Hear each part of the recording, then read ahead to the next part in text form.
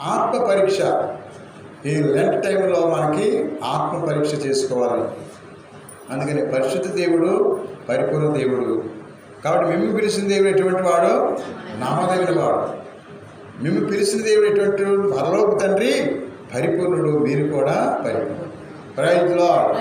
పరిపూర్ణురాలు, పరిపూర్ణుడు అంటే అర్థం సంపూర్ణ విశ్వాసంతో జీవించేవాడు. అందుకే సంపూర్ణ విశ్వాసంతో జీవించడానికి యేసుప్రభువు మనకి చూపించింది ఏంటంటే శిలువ మరణం.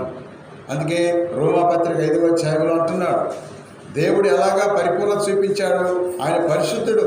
అందుకే అంటున్నాడు రోమా 5:8-9 వచనాలు. ఏమి చదువుదాం?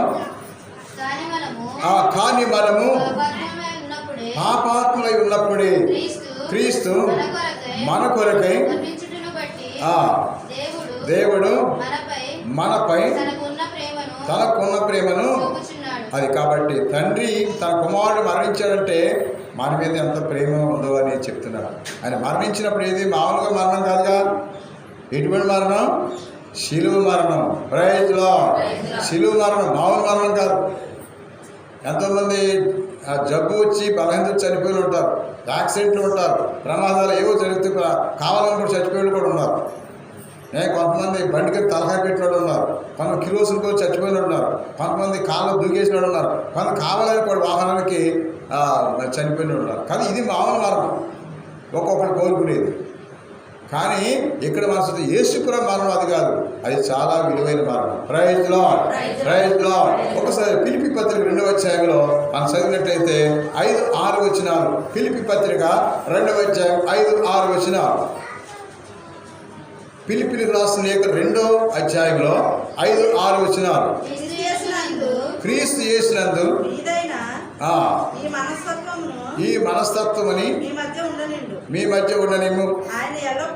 ఆయన ఎల్లప్పుడూ దైవ స్వభావం కలిగి ఉన్నను, దేవునితో సమానత్వముని ఇది గ్రహింపవలసిన విషయం.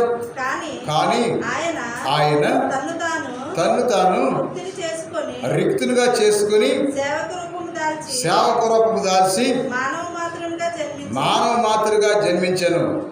కాబట్టి ఆయన రిక్తునిగా తగ్గించుకున్నాడు. అది పవర్ తగ్గించుకుని మనుషుల్లోకి వచ్చాడు ఆయన. అది అంటే ఆయన శిలువ మరణం చేత మనకి దేవుడు మనకి ఆయన కృప దయచేశాడు. అందుకని యేసు ప్రభు తండ్రి, కుమారు, పరిశుద్ధాత్మ, పితా, పుత్ర, పవిత్ర ఈక్వల్ పవర్. కాబట్టి నా తండ్రి దగ్గర అంత హోదా ఉందని ఎప్పుడు కూడా యేసు ప్రభు అతిశయపడలేదు, గర్వపడలేదు, అహంకారం చూపించలేదు.